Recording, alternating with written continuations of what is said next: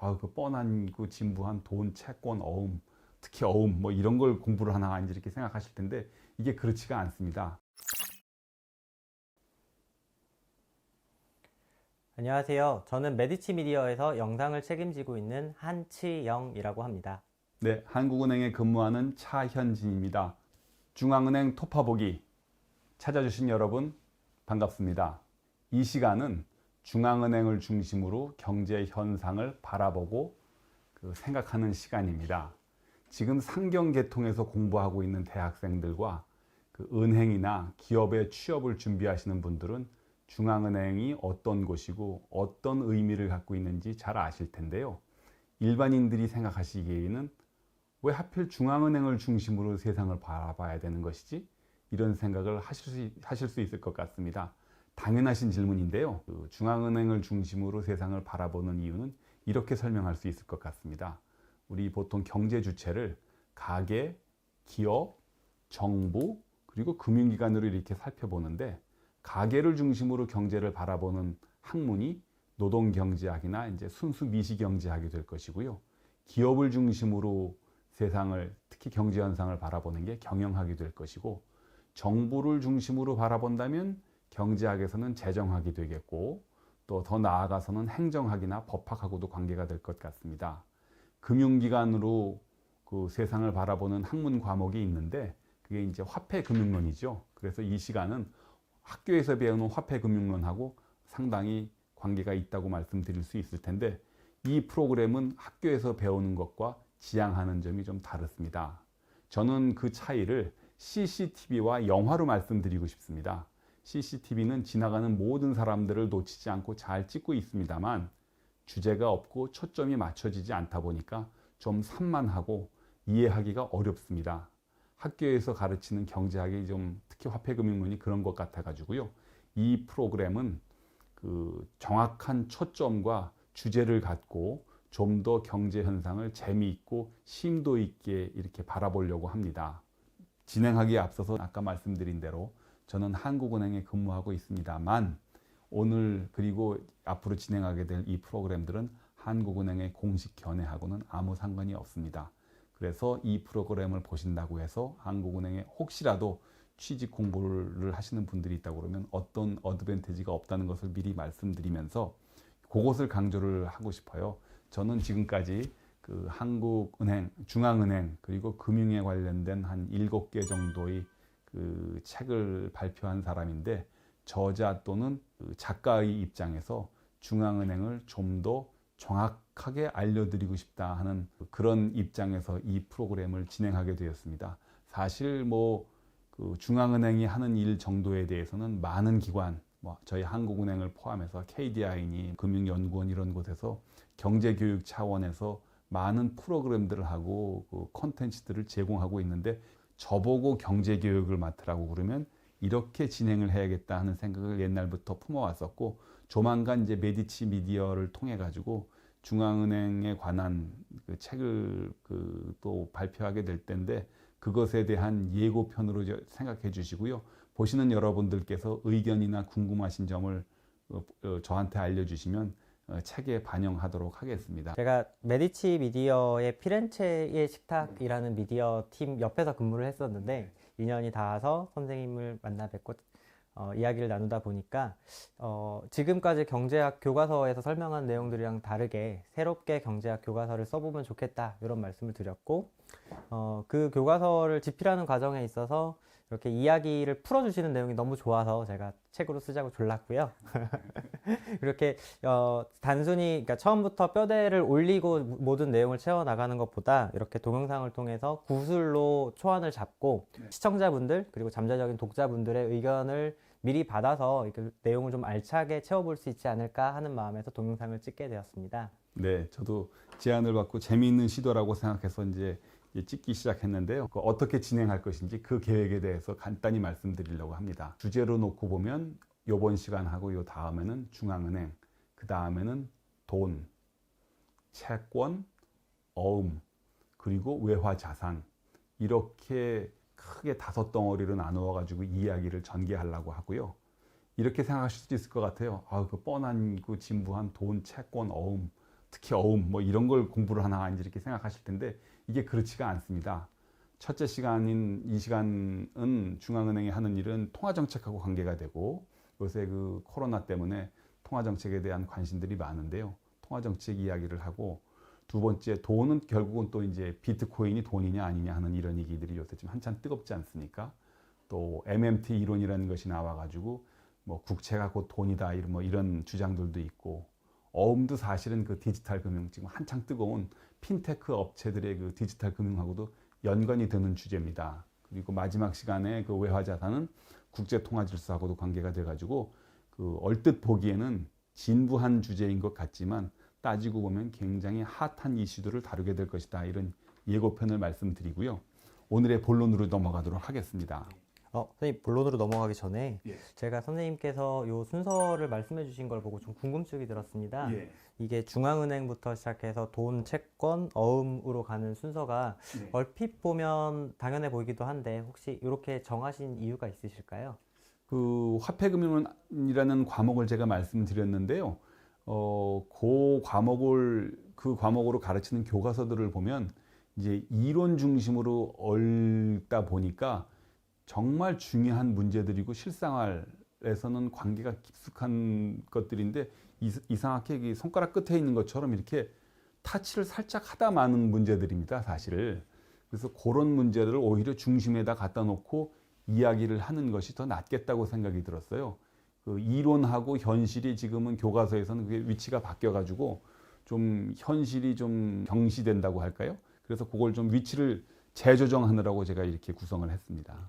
어떻게 보면 현실이랑 연관이 큰 주제들 중심으로 좀 더 가지를 뻗어나가고 그걸 통해서 경제에 대한 이해를 넓히려는 목적이라고 이해할 수 있겠네요. 예, 그렇습니다. 저는 이제 현실을 굉장히 중요하게 생각을 하는데 지금 보면은 교과서는 그래요. 태초에 말씀이 있었다 이런 것처럼 태초에 중앙은행이 있었다 해서 애시당초 자본주의가 시작할 때 중앙은행이 있었던 것처럼 가정을 하고 얘기를 하는데 중앙은행이라는 것이 그런 것이 아니고 우연에 의해서 만들어지고 또 여러 가지 사건을 통해서 진화해서 여기까지 온 것이기 때문에 그것을 무시하고 이야기를 하다 보면 애초에 중앙은행이라는 것이 머릿속으로 다 생각해 놓고 경제가 진행이 되는 것처럼 착각을 할 수가 있기 때문에 시줄과 날줄을 같이 엮어서 이야기를 하는 것이 여러분들이 이해하시는 게 도움이 될 것 같아 가지고 그렇게 진행을 하려고 합니다. 저 자신이 중앙은행을 이해하는데 한 10년 동안 많이 고생을 한 경험이 있어서 그렇게 이제 진행을 하려고 합니다.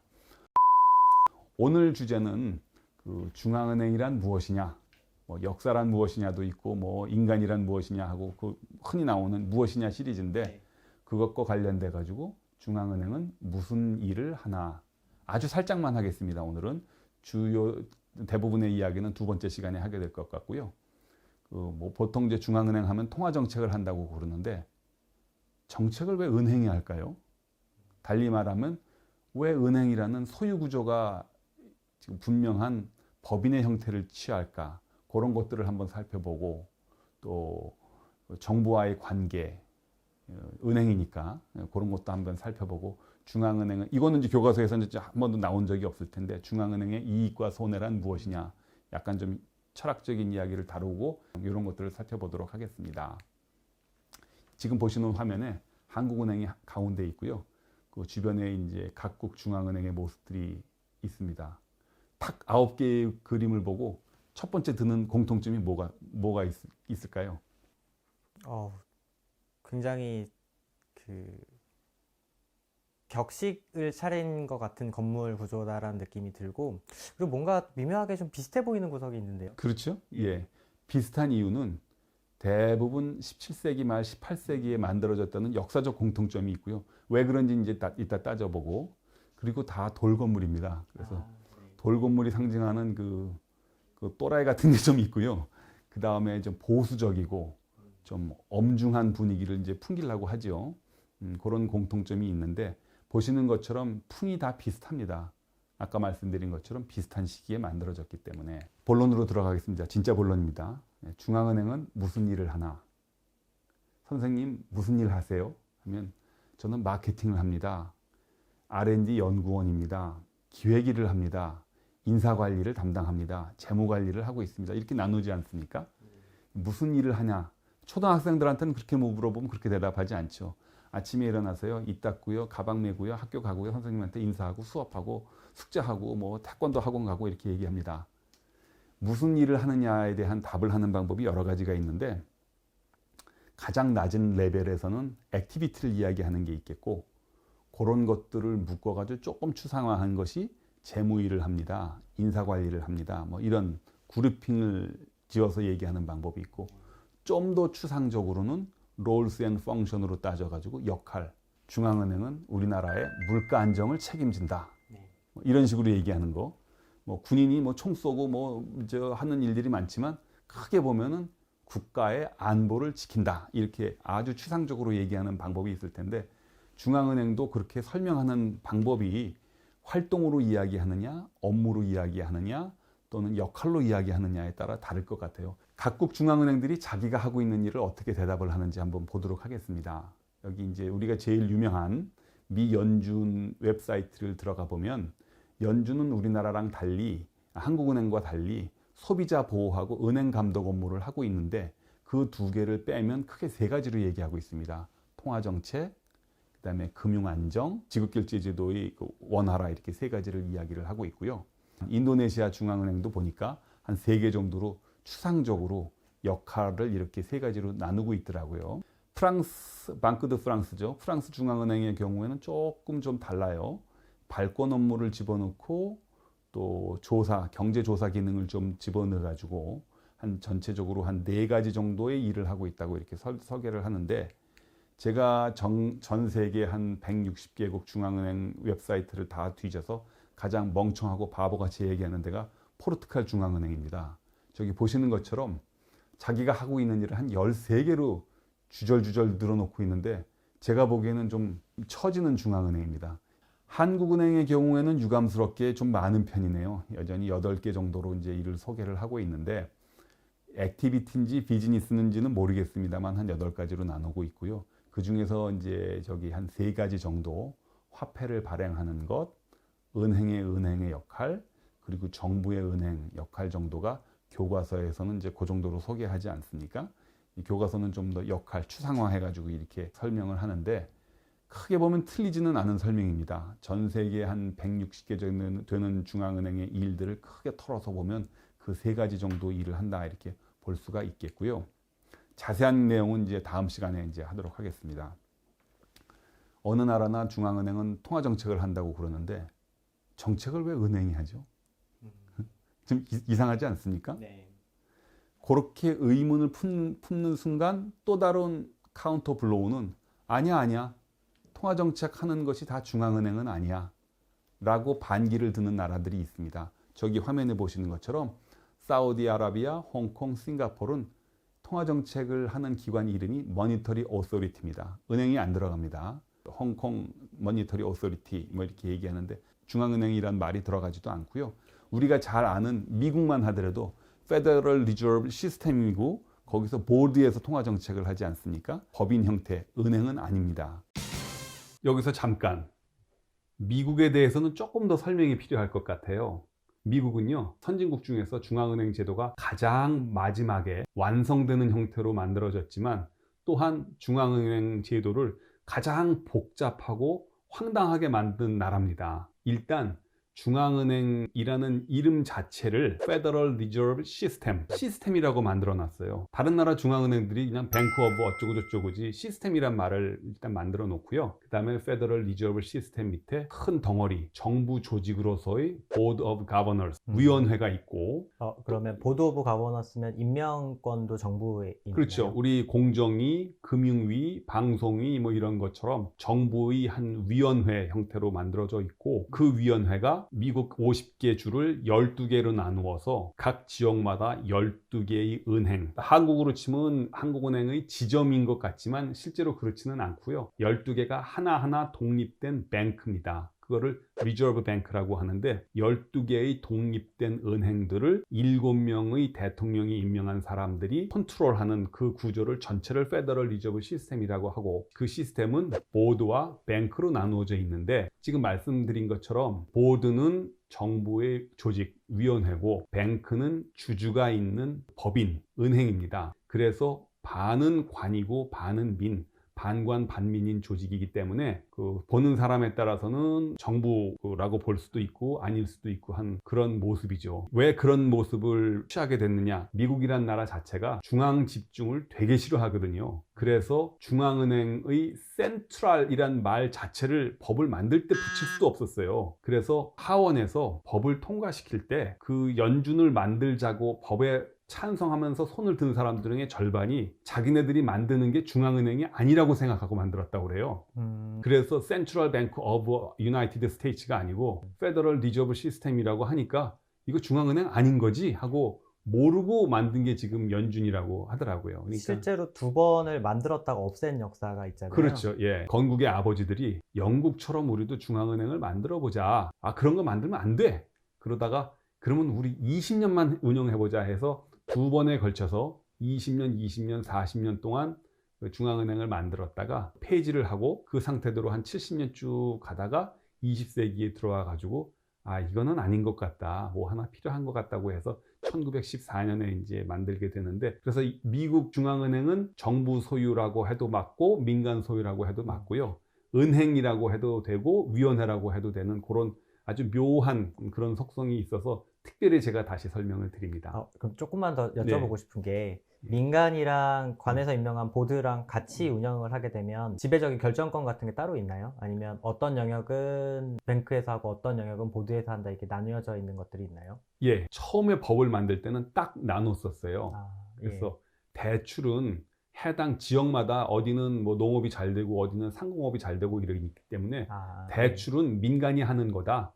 12개 은행이 하니까 대통령이 임명한 워싱턴에 있는 사람들은 관여하지 마. 그리고 금융기관을 상대로 해서 채권을 사고 파는 공개시장 조작은 이거는 전국적인 영향을 미치니까 7명이 해.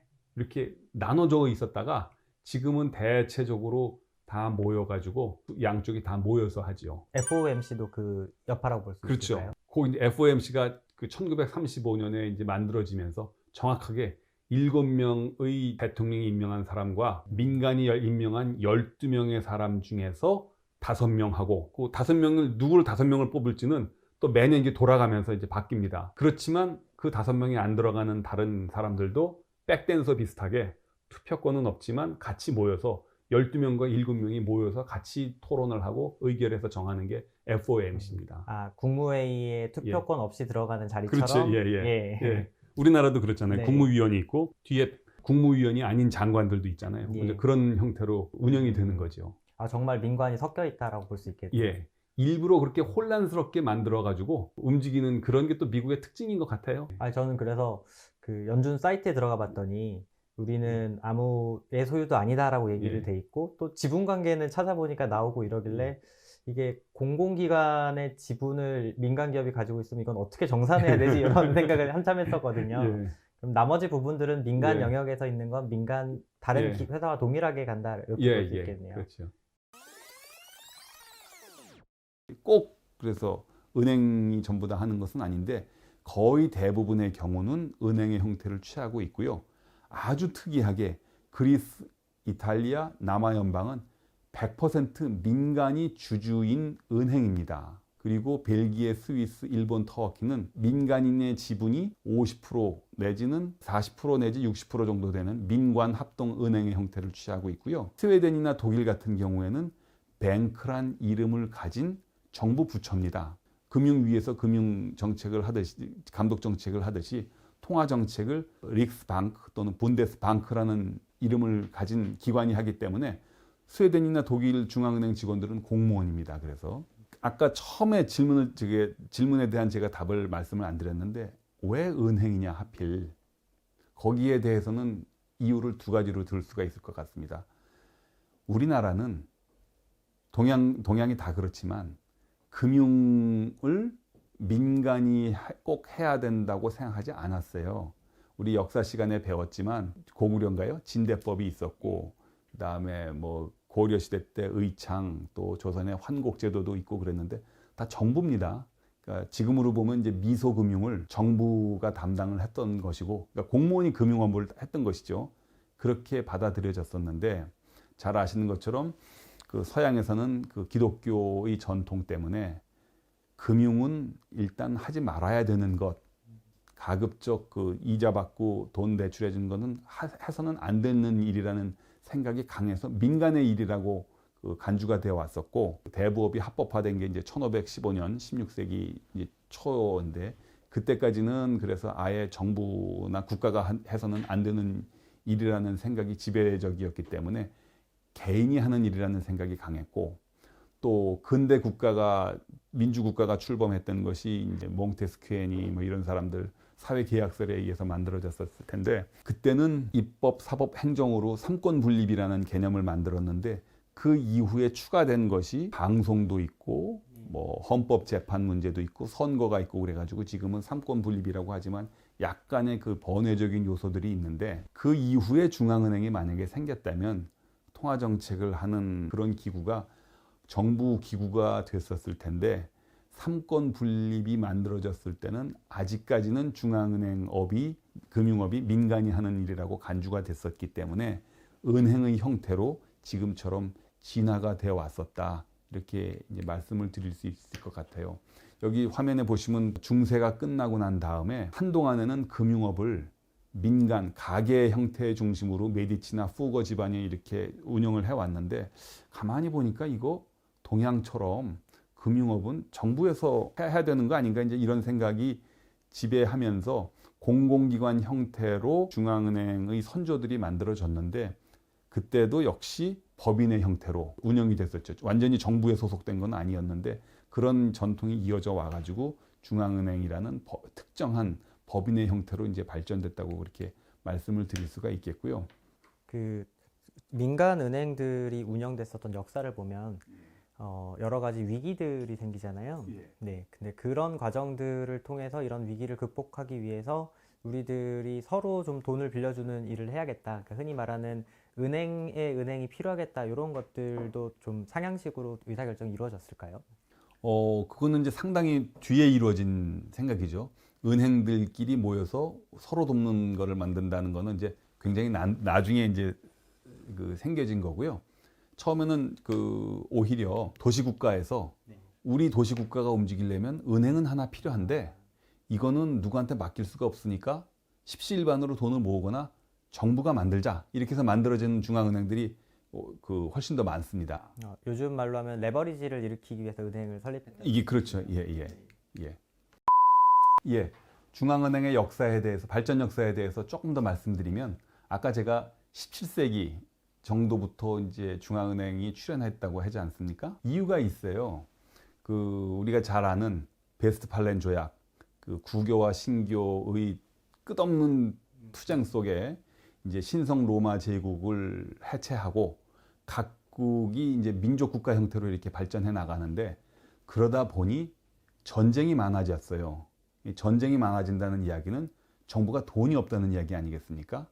그래서 중앙은행의 설립, 저 표에 보시면 언제 설립이 됐는지가 쭉 나오는데, 다 종교전쟁 이후, 베스트팔렌 조약 이후에 정부가 갑자기 돈이 필요하게 됐을 때 잦은 전쟁 속에서, 잦은 전쟁이라고 하면 영토 분쟁이 있을 수가 있고 식민지 전쟁이 있을 수가 있는데, 돈이 필요할 때 그 정부가 돈을 꺼내 쓰기 좋게끔 상인들한테 돈을 모아가지고 큰 은행으로 만든 것들이 중앙은행이었었습니다. 그러니까 중앙은행은 초기에는 그 민간 기관이었고 정부의 돈줄로서 이제 만들어졌었는데, 후일 그 일이 너무나 중요하다 보니 이건 민간한테만 맡길 수는 없네 하고 2차 세계대전이 끝나면서 집중적으로 이제 국유화가 되기 시작하면서 이제 중앙은행이 우리가 지금 생각하는 것처럼 공공기관의 성격을 갖추게 됐는데, 그전에는 민간 기관이었었습니다. 그리고 우연인지는 모르겠는데 초창기 나라들은 확실히 신교를 믿는 국가들이 많은 것 같네요. 그렇죠. 아주 정확하게 보셨는데, 구교는 가톨릭 계통의 국가는 대금업에 대한 여전히 부정적인 시각이 좀 더 강했고, 큰 돈줄이 있잖아요. 교황청이라는.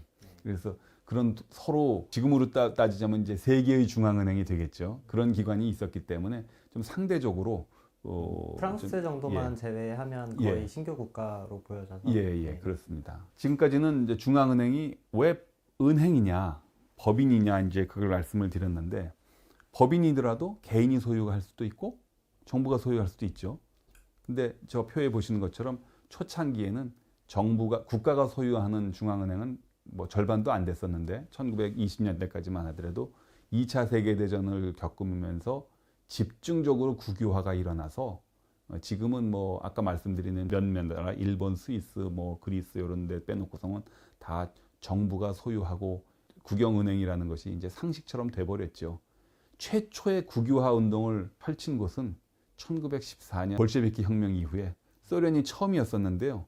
그때 당시에 다른 유럽 국가들은 야 미쳤다. 어떻게 은행을 국유화를 하냐. 손가락질을 했는데 우연히 냉전이 시작될 무렵에는 모든 국가가 소련을 따라가서 국유화가 된 거죠. 그러니까 소련을 비웃다가 다 소련처럼 돼버린 그것도 또 하나의 그 아이러니라고 할 수가 있는데 여기 영란은행의 케이스가 보이는데 아주 재밌습니다. 영란은행은 가장 중앙은행을 먼저 세웠던 나라 중에 하나라서 소련을 보고 가장 비웃었던 나라인데 2차 세계대전 직후에 가장 먼저 국유화를 한 나라 중에 하나가 돼버렸습니다. 그 이유는 지금 이 방송을 찍고 있는 이 시점에 지금 우리나라 국민들이 가장 분노하고 있는 게 이제 LH 한국 주택토지공사인가요? 거기 아닙니까? 그것처럼 영란은행이 2차 세계대전을 1, 2차 세계대전 중에 은행이 바라는 대로 근본이 제도를 했다 안 했다 뭐 이렇게 해가지고 실업이 올랐다 떨어졌다 하니까 그때 당시에 영국 사람들이 영란은행을 바라보는 게 21세기 한국 사람들이 지금 LH 공사를 바라보는 거의 그 시기였었어요. 그래서 2차 세계대전이 끝나자마자 저놈의 기간 국유화해야 된다고 해서 국유화를 해서 완전히 국민 밉상이 됐었기 때문에 영란은행 웹사이트에 들어가면 자기네들이 정체성을 밝히는 것 중에 가장 강조하는 게 저 맨 밑에 있는 것처럼 We are publicly owned. 우리는 국영입니다 하고 국영을 굉장히 강조를 해요. 다른 나라 중앙은행에서 볼 수 없는 모습인데 그만큼 영란은행은 한때 국민 밉상이었다 하는 것에 그 증거가 저기 이제 보인다고 이제 생각이 됩니다.